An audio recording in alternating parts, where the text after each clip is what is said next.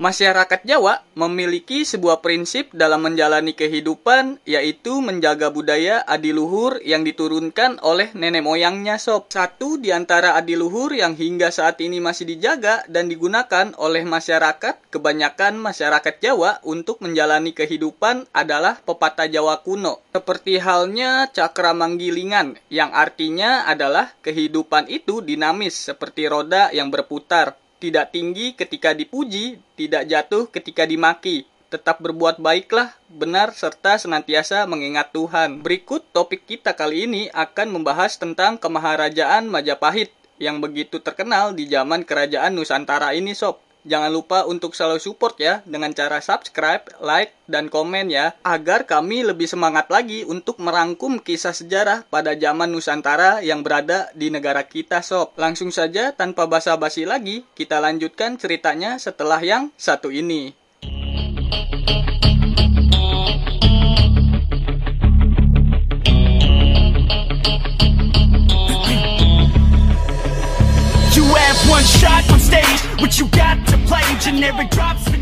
Majapahit adalah sebuah kemaharajaan yang berpusat di Jawa Timur, Indonesia, yang pernah berdiri sekitar tahun 1293 sampai dengan 1527 Masehi sob. Kemaharajaan ini didirikan oleh Raden Wijaya, menantu Kertanegara, raja di Raja Singasari terakhir, dan mencapai puncaknya menjadi kemaharajaan raya yang menguasai wilayah yang luas di Nusantara ini pada masa kekuasaan Raja Hayam Wuruk yang berkuasa dari tahun 1350 sampai dengan 1389 sob. Kemaharajaan Majapahit adalah kemaharajaan Hindu-Buddha terakhir yang menguasai Nusantara dan dianggap sebagai monarki terbesar dalam sejarah Indonesia. Menurut negara Kertaagama, kekuasaannya terbentang dari Jawa, Sumatera, Semenanjung, Malaya, Kalimantan, Filipina, Kepulauan Sulu, Manila, Saludung, Sulawesi,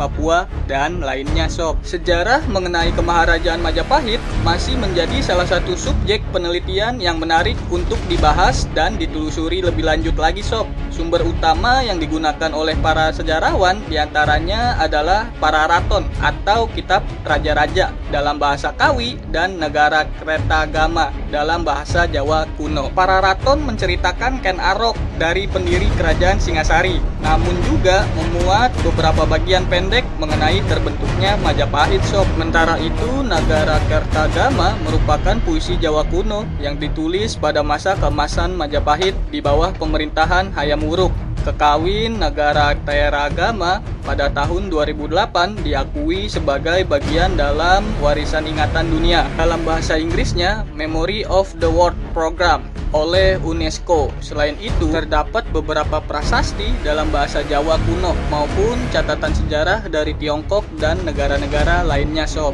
Beberapa sarjana seperti Sisiberg menganggap sebagian naskah tersebut bukan catatan masa lalu sob, tetapi memiliki arti supernatural dalam hal yang dapat mengetahui masa depan. Namun banyak pula sarjana yang beranggapan bahwa garis besar sumber-sumber tersebut dapat diterima karena sejalan dengan catatan sejarah dari Tiongkok, khususnya daftar penguasa dan keadaan kerajaan yang cukup meyakinkan pada tahun 2010. Sekelompok penguasa Jepang dipimpin Takajo Yoshiaki membiayai pembuatan kapal Majapahit atau Spirit of Majapahit yang akan berlayar ke Asia. Menurut Takajo, hal ini dilakukan untuk mengenang kerjasama Majapahit dan kerajaan Jepang melawan kerajaan Cina atau Mongol dalam perang di Samudra Pasifik. Menurut Guru Besar Arkeologi Asia Tenggara National University, jangkauan kekuasaan Majapahit meliputi Sumatera dan Singapura, bahkan Thailand, yang dibuktikan dengan pengaruh kebudayaan, corak, bangunan, candi, patung, dan seni. Bahkan ada perguruan silat bernama Kali Majapahit yang populer di Filipina dengan anggotanya dari Asia dan Amerika.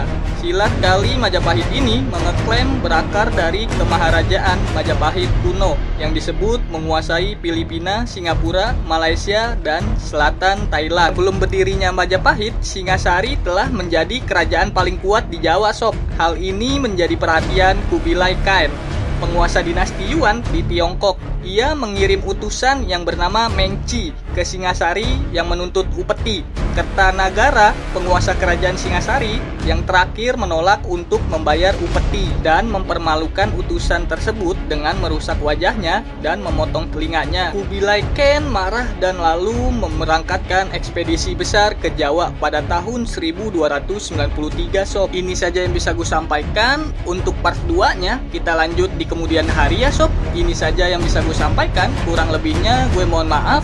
Jangan lupa subscribe, like, dan komen ya untuk membantu channel ini agar terus berkembang. Terima kasih, sampai bertemu di next video.